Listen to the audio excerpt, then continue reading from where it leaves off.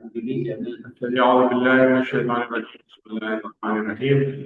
ہم اپنے درس کا باقاعدہ آغاز کرتے ہیں اور آپ لوگوں کی یاد دہانی کے لیے کہ ہم سورہ حجرات کو لے کے چل رہے ہیں اور پچھلے ہفتے ہم نے کچھ آیات کی تھی اور اس ہفتے بھی کور کریں گے۔ اعوذ باللہ من الشیطان الرجیم بسم اللہ الرحمن الرحیم۔ يا أيها الذين آمنوا اجتنبوا كثيرا من الظن إن بعض الظن اسم ولا تجسسوا ويغتب بعضكم بعضا أيحب أحدكم أن يأكل لحم أخيه ميتا فكرهتموه واتقوا الله إن الله تواب رحيم۔ يا أيها الناس إنا خلقناكم من ذكر وأنثى وجعلناكم وقبائل لتعارفوا إن أكرمكم عند الله أتقاكم إن الله خبير عليم۔ قالت الأعراب آمنا ولكن قولوا أسلمنا ولما يدخل الإيمان في قلوبكم وإن تطيعوا الله ورسوله لا يلدكم من أعمالكم شيئا إن الله غفور رحيم۔ إنما المؤمنون الذين آمنوا بالله ورسوله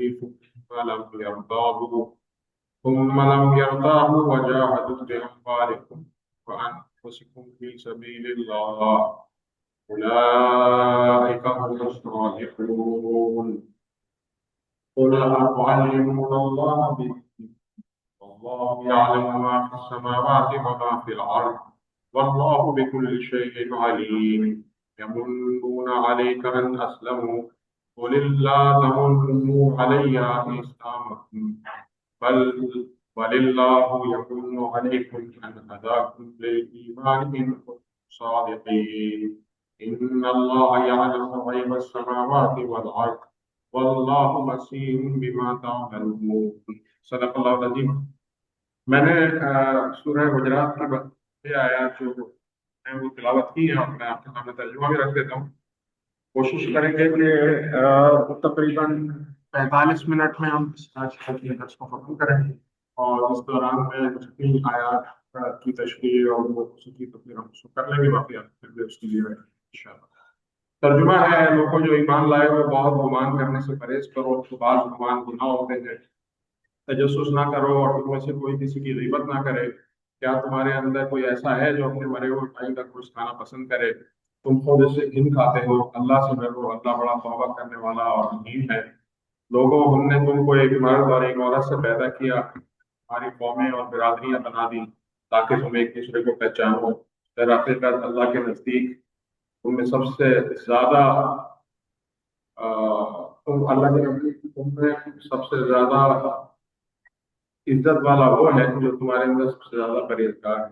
یقیناً اللہ سب کچھ جاننے والا اور پاک ہے۔ یہ بڑی کہتے ہیں کہ ہم ایمان لائے، ہم سے کہو کہ ایمان نہیں لائے، بلکہ یہ کہو کہ ہم متی ہو گئے، کہ ابھی ایمان تمہارے دل میں داخل نہیں ہوا ہے۔ اگر تم اللہ اور اس کے رسول کی پرداری اختیار کر لو تو وہ تمہارے اعمال کے اجر میں کوئی کمی نہ کرے گا۔ یقیناً اللہ بڑا درگزر کرنے والا اور رحیم۔ حقیقت میں تو مومن وہ ہیں جو اللہ اور اس کے رسول پر ایمان لائے، پھر انہوں نے کوئی شک نہ کیا، اپنی جانوں اور مالوں سے اللہ کی راہ میں جہاد کیا، وہی سچے لوگ ہیں۔ اے نبی صلی اللہ علیہ وسلم، ان مدعیان ایمان سے کہو، کیا تم اللہ کو اپنے دین کی طرح دے رہے ہیں؟ اللہ کہ اللہ زمین اور آسمان کو جانتا ہے اور وہ ہر شے کا علم رکھتا ہے۔ یہ لوگ تم پر احسان جتاتے ہیں، ہمیں اسلام کر لیا سے کہو اپنے اسلام کا احسان نہ رکھو، بلکہ تم پر اللہ تم پر احسان رکھتا ہے۔ اس لیے تمہیں ایمان کی ہدایت دی اگر واقعی اپنے دعویٰ ایمان کو سچے ہو۔ اللہ زمین اور آسمانوں کی پوشیدہ ہر چیز کا علم رکھتا ہے، جو کچھ تم کرتے ہو وہ سب اس کی نگاہ میں ہے۔ صدق اللہ العظیم۔ اب ہم جو ہے وہ پچھلے ہفتے جو ہم نے شاید دیکھتے ہی ان سے آگے شروع کریں گے۔ آپ کو یاد ہوگا کہ یہ گمان والی جو آیت کا ٹکڑا ہے اس کی ہم تشریح کر چکے ہیں پچھلے ہفتے، تو اس کو بس میں نے دہرانے کے لیے، یاد دہانی کے لیے دوبارہ یہاں رکھا ہے کہ ایک تو یہ کہ گمان کیا ہے؟ گمان یہ ہے کہ آپ کسی کے بارے میں کوئی رائے قائم کریں، اور ایک آپ کا پرسپشن ہو، ایک آپ کی جو ہے وہ آپ ازیوم کر لیں کوئی چیز۔ اور دوسری بات پھر گمان کی اقسام بیان کی گئی ہے، تو کچھ ایسے نہیں پسندیدہ ہے، لیکن اللہ اور اس کا رسول یہ ہے کہ مسلمانوں کے لیے ہمیشہ اچھا گناہ کرتا ہے، جیسے اس میں ڈر ہے۔ ٹھیک ہے، پھر اسی طرح سے کچھ جگہیں ایسی ہیں کہ جہاں پہ ناگزیر ہے، یہ ضرورت ہے، کی زندگی کی ضروریات ہیں، جیسے عدالت کے معاملات ہیں یا معاملات ہیں، ڈیلنگ ہے، اس میں آپ کو پتا ہو کہ ایک فرد ہے جس نے بار بار جو ہے وہ کوئی جرم کیا ہے، یا وہ اس کی پوری ہسٹری ایسی ہے کہ جس سے غالب گمان یہی ہے کہ اس نے غلطی کی ہوگی، تو عدالت جو ہے وہ جو بھی شواہد ان کے اس پہ فیصلہ کرے گی، اور معاملات میں لیتے ہوئے اگر کوئی آپ کسی وقت سے ڈیل کر رہے ہو تو آپ بس اس حد تک جائز ہے کہ آپ احتیاط کریں، ٹھیک ہے نا؟ آپ کسی کے اوپر کوئی ورڈ یا کوئی فیصلہ نہیں نافذ کر سکتے کہ یہ تو ہے ہی ایسا تو۔ پھر گناہ کون سے ہیں؟ بلا سبب گمانی کرنا، ہر بات کو غلطی وہ کرنا، تو یہ غلط ہے۔ اصول کیا ہے کہ بذات خود گمان ممنوع نہیں ہے، بلکہ بعض بات ہوتا کیا ہے کہ جائز بھی ہوتا ہے، اور بعض جب وہی ناجائز ہے، تو بہت زیادہ گمان سے قرآن نے منع فرمایا ہے۔ اور گمان کرتے ہوئے کیا کرنا چاہیے کہ سیلف آپ ججمنٹ کریں، آپ جو ہے اپنا احتساب کریں کہ کیا یہ جو میں اس کے لیے گمان کر رہا ہوں یہ شرعاً جائز ہے یا نہیں، اس کے پیمانے اپنے گھر اس میں ڈیپینڈ کرتے ہیں۔ اور پھر جو اللہ تعالیٰ سے رہنے والا فرد ہے وہ کبھی بھی ایسا عمل نہیں کرے گا کہ جو گناہ ہو، کیونکہ وہ ہم پچھلی دفعہ یہ بات کر چکے ہیں کہ یہ جو گمان ہے، جیسے اللہ تعالیٰ فرماتا ہے نا کہ بعض گمان گناہ ہوتے ہیں، تو اب یہ گناہ کی کیٹیگری میں آنے والی چیزوں سے ہم بچیں، اور اپنے آپ کو بھی بچائیں اور اپنے اہل خانہ کو بھی ان چیزوں سے بچائیں۔ تو اب ہم آگے کی آیات کے ٹکڑوں کی طرف آ جاتے ہیں۔ اس کو پھر میں کیونکہ ہم پچھلی دفعہ کور کر چکے ہیں، تو اب آ رہے ہیں ہم تجسس کی طرف، ولا تجسس۔ اب یہاں پر سب سے پہلے ہم دیکھتے ہیں کہ تجسس کو علماء نے کیسے بیان کیا ہے، اور مولانا کی تفسیر میں لکھا ہے۔ تو یعنی لوگوں کے راز ٹٹولنے سے مراد یہ ہے کہ مجھے معاملات کی کو لگانا، وہ کیا کرتا ہے، وہ فلاں جو ہے وہ اس نے جو ہے وہ پیسے کہاں لگا رکھے ہیں، فلاں نے کیا بزنس کر رکھا ہے، وہ وہاں اس شہر کیوں جاتا ہے، اس کے بڑے چکر لگتے ہیں فلاں چیز میں، پتا تو کریں کہ یہ کر کیا رہا ہے، ارے اس نے تو فلاں جگہ پہ یہ کام کر رکھا ہے، کہیں سے دوسری شادی بھی نہیں کر رکھی۔ ہر چیز میں مطلب ٹو لگانا، اور پھر جو ہے وہ ایپ ٹٹولنے کی کوشش کرنا۔ ایپ ٹٹولنے سے مراد یہ ہے کہ آپ اپنی صرف کیوریاسٹی کی بنیاد پہ، یعنی اس کا کوئی ویلڈ ریزن نہیں ہے۔ ویلڈ ریزن ابھی ہم نے کوئی ذکر کیا نا چیزوں پہ، تو کھوج لگانا، پتہ کرنا کہ وہ کیا کرتا ہے، اس کی جھانک تاک کرنا۔ پھر اسی طرح سے لوگوں کے نجی خطوط پڑھنا، ٹھیک ہے، یہ بہت سخت قسم کے کام۔ اسی طرح سے انٹرنیٹ بڑا اسٹیبل تھا، سارا کنیکٹڈ ہے نا آپ کے سے۔ اچھا، اسی طرح سے جو ہے وہ لوگوں کی خانگی زندگی میں جھانکنا، ان کی پرسنل چیزوں کے بارے میں ٹٹولنا، صحیح ہے۔ یا جیسے آج کے دور میں اگر کہیں گے تو آپ کو موبائل نمبر مل گیا، آپ نے اٹھا کے دیکھنا شروع کر دیا ہے، دیکھیں میسج کیا ہے، کسی کی واٹس ایپ کے اندر گھس گئے، کسی کی ای میلس کے اندر گھس جانا، کسی کی خاندانی زندگی میں گھسنا، یعنی اس کی پرسنل معاملات کیا چل رہے ہیں، یہ بیگم کی دنیا کی کیا چال ہے، تو یہ شدید بد اخلاقی ہے، اور اس کو اللہ تعالیٰ نے منع فرمایا ہے کہ جو ہے وہ تجسس نہ کرو۔ تو اسی طرح اس کے بارے میں اللہ تعالیٰ کے نبی صلی اللہ علیہ وسلم نے بھی حدیث میں فرمایا، لوگوں جو زبان سے ایمان لے آئے ہو، مگر ابھی تمہارے دل میں ایمان نہیں اترا ہے، مسلمانوں کے پوشیدہ حالات کی کھوج نہ لگایا ہے، کیونکہ جو شخص مسلمانوں کے عیوب ڈھونڈنے کے در پر ہو گیا، اللہ اس کے عیوب کے در پر ہو جائے گا، اور اللہ جس کے در پر ہو جائے اسے اس کے گھر میں رسوا کر چھوڑ۔ تو یہ بہت سخت حدیث ہے جس کے بارے میں اللہ کے رسول نے فرمایا ہے کہ ہم لوگوں کو ٹٹولنا، لوگوں کی چیزوں کو کھوج لگانے لگے، تو اللہ تعالیٰ پھر اس بندے کے مقابلے میں اللہ تعالیٰ جو ہے نا وہ آ جاتا ہے، اور وہ کھوج لگانے بچا ہے نا۔ تو یہ بھی ایک بات۔ اچھا، اس میں پھر ساری طرح کی باتیں، یعنی خطوط کی بات ہو گئی، اسی طرح سے گھروں کو جھانکنا، مطلب کسی کے گھر میں جھانک کے دیکھنا کہ کیا ہو رہا ہے، کیا کر رہے ہیں، کسی کی کھڑکی سے جھانکنا، اور اللہ تعالیٰ ہمیں پناہ میں رکھے بعض اوقات ہم اس طرح کی برائی میں شامل ہو جاتے ہیں، ہمارے گھر میں اسی طرح ملے میں ہماری چھتوں سے دوسروں کے گھر نظر آ رہے ہیں، ہم ایسے تجسس میں دیکھیں تو یار ان کے گھر کیا ہو رہا ہے، یہ بھی ایک شور پڑا آ رہا ہے، دیکھو تو کیا کر رہے ہیں یہ، اس کو بھی سخت قسم کا جو ہے وہ گناہ قرار دیا گیا ہے، اور یہ فساد کا باعث ہے۔ ٹھیک ہے، تو ہم نے ایک آدھ داؤد کی حدیث میں نے آپ کے سامنے بیان کی۔ اسی طرح ایک اور حدیث ہے کہ جس کا مفہوم ہے کہ جب کسی شخص کے متعلق تمہیں کوئی برا گمان ہو جائے تو اس کی تحقیق نہ کرو، اور ایک دوسری حدیث میں اللہ تعالیٰ فرماتا ہے کہ جس نے کسی کوئی مخفی ایپ دیکھ لیا اور اس پر پردہ ڈال دیا تو ایسے جیسے کسی نے زندہ گاڑی کی بچی کو دفن ہونے سے بچا لیا۔ تو یہ بہت سخت ہے اس کے بارے میں بھی، یہ تجسس کرنے کے بارے میں۔ تو ایک اور حدیث کا مفہوم ہے کہ اگر تم لوگوں کے عیب ڈھونڈو گے تو اللہ تعالیٰ تمہارے عیب دوسروں پہ ظاہر کر دے۔ ہم ہر ایک انسان ہے، ہم سے غلطیاں ہوتی ہیں۔ اچھا، ایک بات یہ ذہن میں رکھیں کہ یہاں پر مراد کوئی بہت بڑے بڑے گناہ کبیرہ ہی مراد نہیں ہے۔ مثال کے طور پہ میں یہ کوئی لگاتا کر رہا ہوں کہ یار حسن جو ہے وہ جوا کھیلتا ہے، شراب پیتا ہے، زنا کرتا ہے، بلکہ چھوٹے گناہوں کی بات بھی ہو سکتی ہے کہ جس کی آپ ٹو لگانے کی کوشش کرتے ہو تو اللہ تعالیٰ دوسرے ایسی چیزوں کو آپ کے اس کو ظاہر کر سکتا ہے۔ تو اس میں جو ہے وہ سخت احتیاط کی ضرورت ہے کہ لوگوں کے معاملات میں تجسس نہ کرو، کسی بھی قسم کا معاملہ ہو، میرا مالی معاملہ ہو، میرا پرسنل گھر کا معاملہ ہو، میرا جو ہے وہ معاملات رشتے داری کے کسی قسم کے بھی ہو، تو اس کی کیوریسٹی کرنا، ٹو لگانا، اس کو اسلام نے حرام کرا ہے۔ اور میں یہ بار بار بات ریمائنڈ کرا تھا جب کہ یہ سورہ حجرات کی جو آیات پڑھ رہے ہیں، جو چھوٹے چھوٹے نئی احکامات ہیں، احکام کا مطلب ہے کہ یہ فرض ہے، فرض کا مطلب یہ ہوا کہ جو چیز اللہ نے حکم کر دی اور آپ نے اس سے اجتناب کیا یا آپ نے نہیں اس کو فالو کیا تو یہ حرام کام ہے، یہ گناہ کا کام ہے، اس کی اللہ تعالیٰ کے یہاں پکڑ ہوگی، اللہ کو آپ کو جواب دے۔ اچھا، اب ہم آتے ہیں اس کی تجسس کے بارے میں مزید احکامات کی طرف۔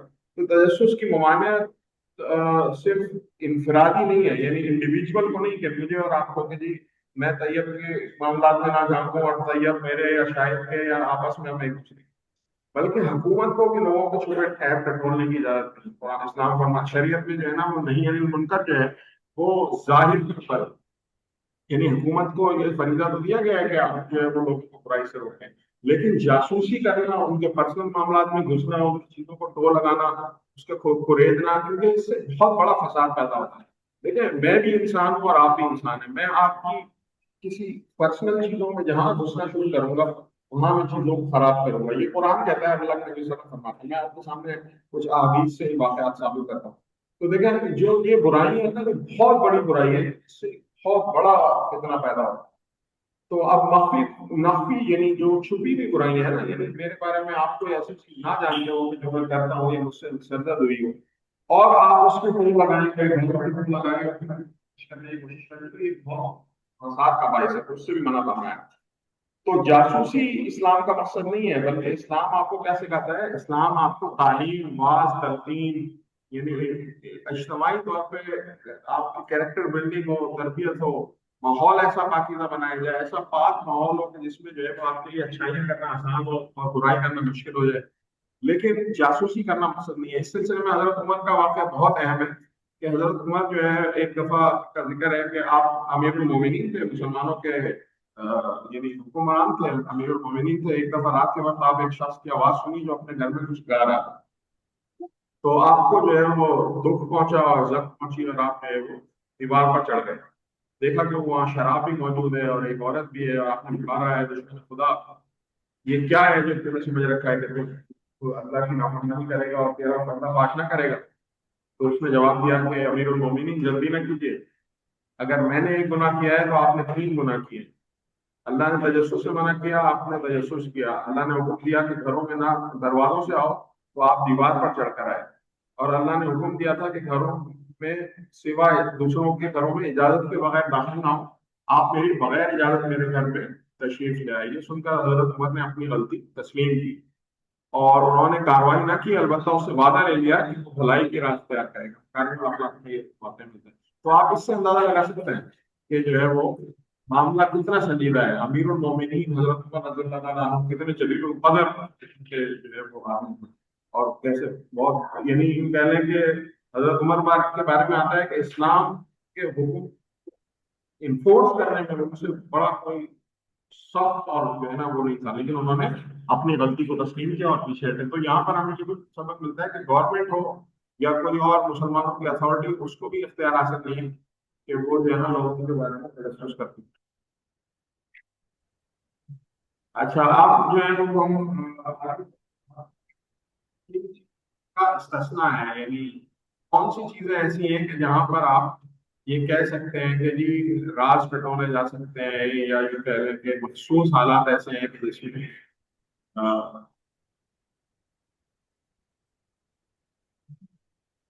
माइक भी ऑफ रखें और वो भी ऑफ रखें अगर आप बोलते हैं।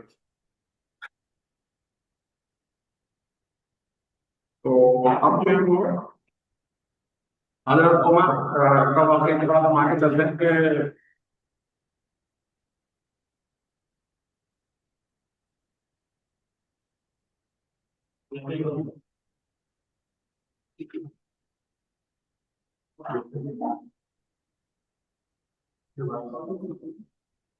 अच्छा, कनेक्टेड है आगे बढ़िए।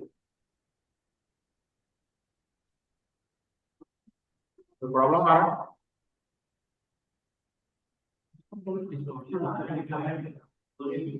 डिस्टॉर्शन, वो मसला उसी का है ना, वो जो हमारा इंटरनेट है ना वो सही बात है।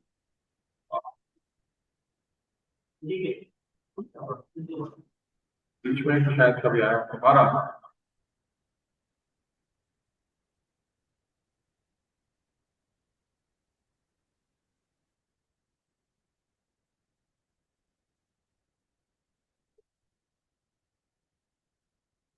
आगे बढ़े।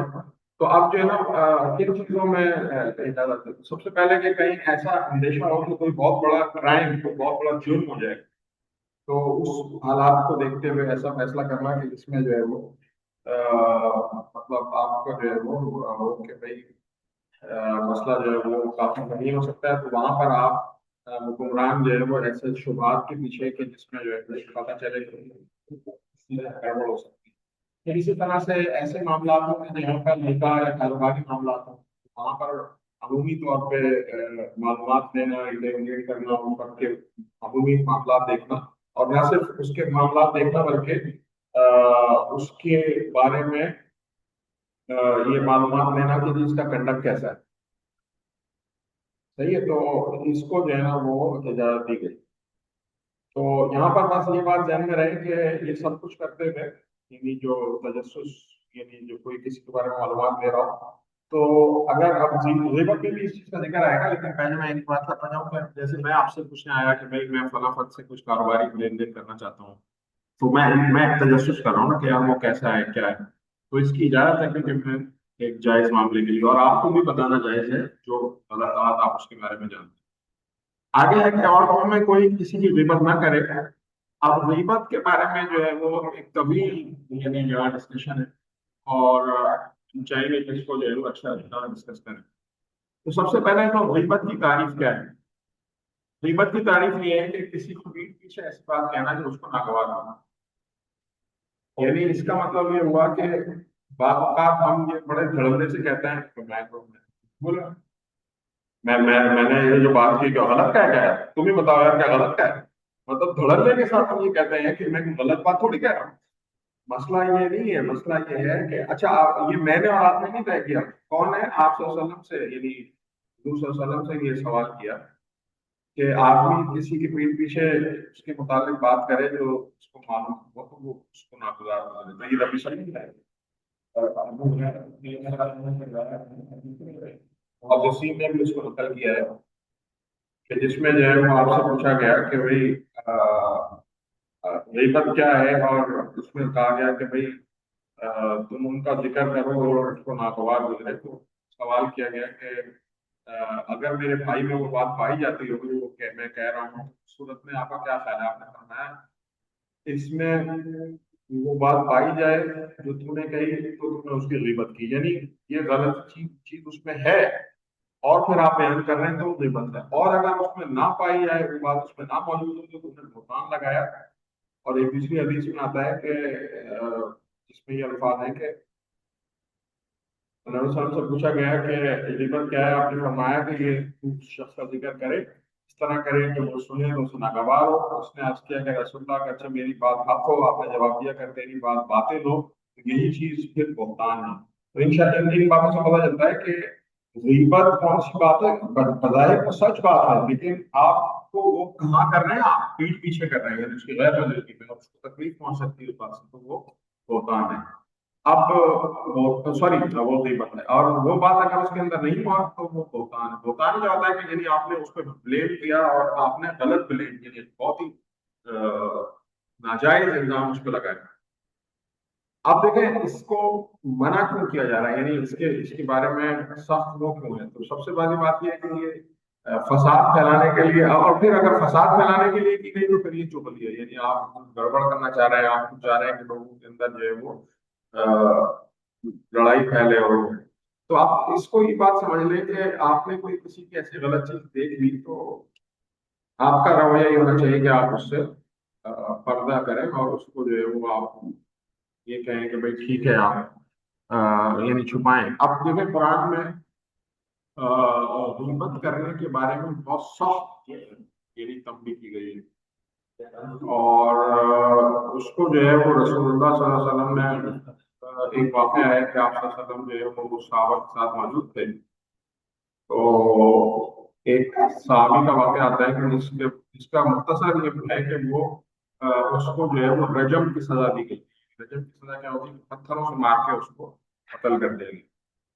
تو اب آپ صلی اللہ علیہ وسلم نے یہ سارا واقعہ ہوا, واپس نکلے تو ایک صاحب جو ہے وہ اپنے دوسرے ساتھی سے, یہ نہیں صاحب ہی ہیں دونوں, اور وہ کہتے ہیں کہ جی اس شخص کو دیکھو, اللہ نے اس کا پردہ رکھ دیا تھا مگر اس کے نفس نے اس کا پیچھا نہ چھوڑا جب تک کہ یہ کتے کی موت میں مار دیا گیا. اب یہ آپ صلی اللہ علیہ وسلم نے سنی ہے یہ بات, دو لوگ اس وقت کے لیے بات کریں. اور واقعہ کیا تھا کہ اس سے کچھ غلطی ہوئی لیکن اس کے نفس نے مادہ نہ سمجھا, اس نے آ کے اقرار کیا. صلی اللہ علیہ وسلم نے اس کو ٹالا لیکن اس نے اقرار کیا, پھر آپ کو انفورس کرنا پڑا جو سزا تھی. اچھا وہ اس بات پہ آپ صلی اللہ علیہ وسلم نے سن لیا, آپ آگے گئے, کچھ دور آگے گئے تو جا کر جو ہے وہ ایک گدھے کی لاش سڑی ہوئی پڑی تھی. آپ صلی اللہ علیہ وسلم رک گئے اور جمعہ صاحب کو بلایا کہ آپ آئیے, اور اتنے ہی گدھے کی لاش تناول کر رہی. تو وہ ایک دم کہنے لگے کہ رسول اللہ صلی اللہ علیہ وسلم اسے کون کھائے گا, یہ تو ایک مردہ گدھے کی لاش ہے جو کہ یعنی سڑ رہی ہے, اس طرح کا. تو آپ صلی اللہ علیہ وسلم نے فرمایا کہ ابھی ابھی آپ لوگوں نے